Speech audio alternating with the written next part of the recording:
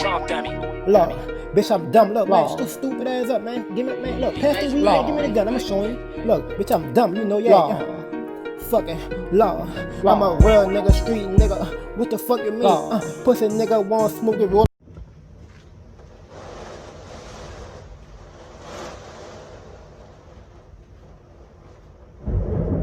What's that? Spit a game, you hear me?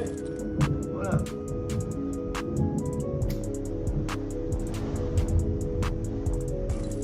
What's that? Spit a game. Back with another video, you hear me? You better rank on to that Baton Rouge. You hear me? You about to do that part 2.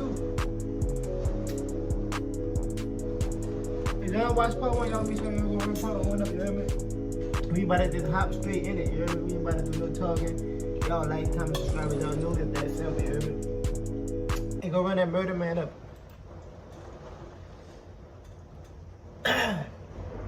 That's the rain, it's raining outside. First chapter of the Baton Rouge feud concluded with the loss of G Money, the release of Fredo Bang, the introduction to Boulevard Quick, and the success of the NBA brand. It became reality TV at its best, as the beef grew, fans and critics alike began to choose sides, not understanding the seriousness of it all. For every success story, there's a story of one who died, sometimes more than one. So whenever you see an artist at the top of the game, it's not always talent. It's about whoever gonna put in that work to get there and do whatever it takes to stay there. Unfortunately, the rap game is set up that way, and it's exactly what it sounds like, a game. But it's chess, not checkers. And when you're checkmating this game, it's for real. There's no coming back to start all over. NBA Youngboy's career took off, and like him or not, it's way too late to hate. He's reached household name status nationally and internationally, and has sustained himself a position in the industry. Meanwhile, after his release from prison, Fredo Bang hit the scene and picked up the TBG torch and ran with it. At the same time, Boulevard Quick had surfaced as one of TBG's top representatives, and they both instantly became a product of the Baton Rouge feud. Let's get involved. Let's get it in.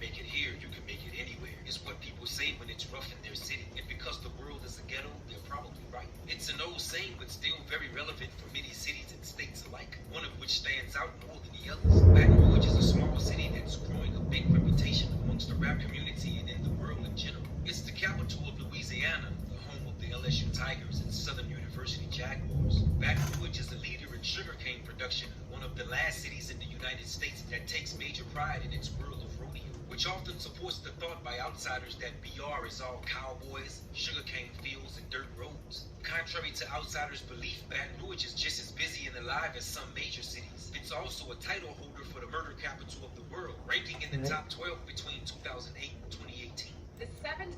See, and I ain't gonna lie, you hear me? Before Katrina, all that other shit, you hear me?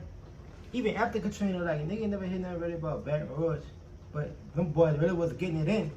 But the shit wasn't really, it wasn't like on the media, nigga wasn't really like into this, like really looking into the shit. But since Youngboy blew it up, you hear me? You hear me? He put the yeah on that bitch, you hear me? It's that simple. 0802 area code is the highest area where law enforcement saw violence. Police in Baton Rouge, Louisiana say 2 men exchanged gunfire early Sunday.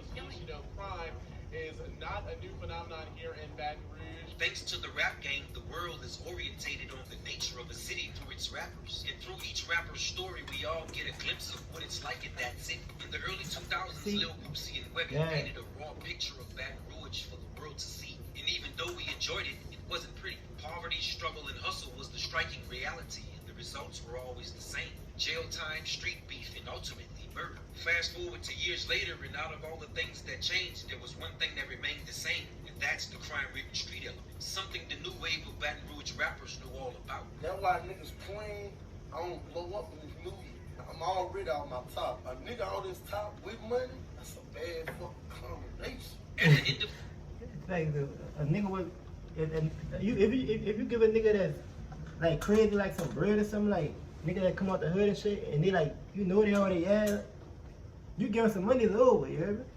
Them bitches gonna cut up, you got the bread, you can do what you want, you hear me? Like you can do all kind of shit at this point, you hear me? More facts. 2018, BR lost one of its most notable street figures and rising rap artist, Boulevard Quick.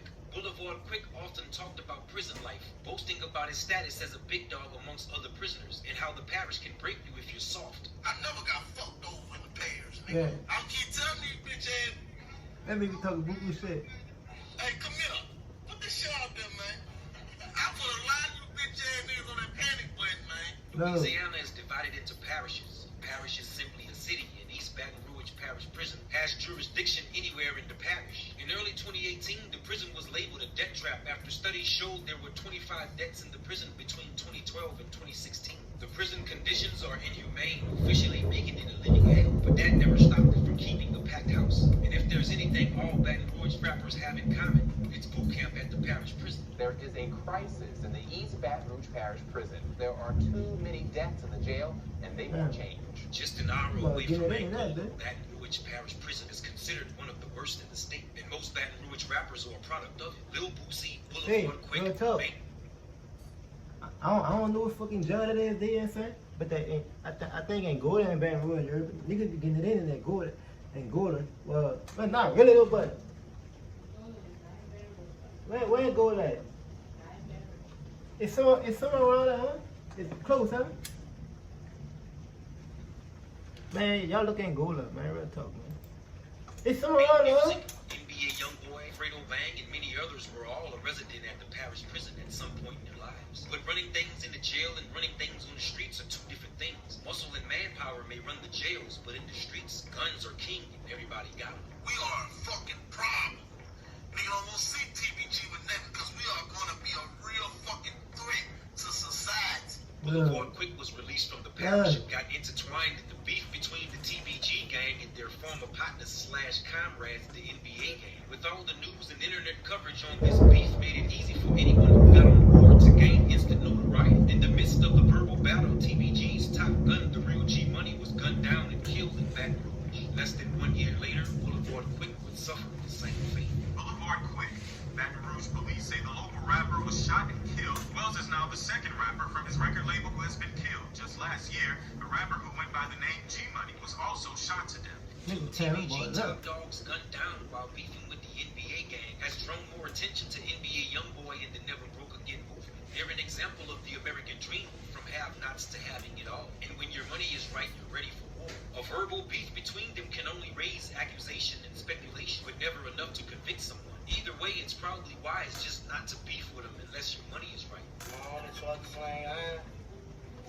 Niggas keep trying to show them they can't touch me. These niggas still keep dying. Although TBG lost two of their most valuable players, the talent from within just don't stop. TBG member Fredo Bang surfaced out of the parish in 2018, focused and ready for the world. By being a member of the Ops, he was automatically a part of the ongoing feud, and he was happy to oblige. Dirty talk and coded wordplay between the two groups are still brewing, but Fredo Bang's eye is still on the prize. Since his release, he's been dropping singles and self-made music videos, expanding his fan base and notoriety to a national and international level. Through his hustle, he's created a bridge to the majors and has already began that walk to success.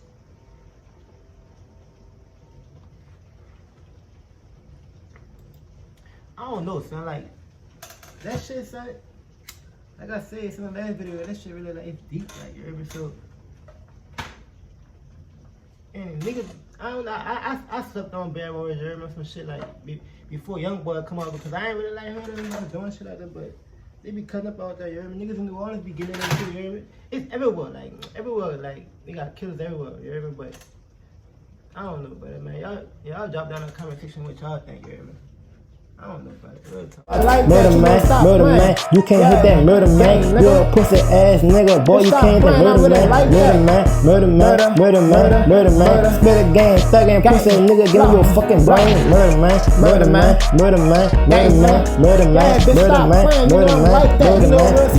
I bought a Honda. the end and came from home. Text up on my body, don't make me catch your body. I told my nigga will be cool, don't shoot the fuck.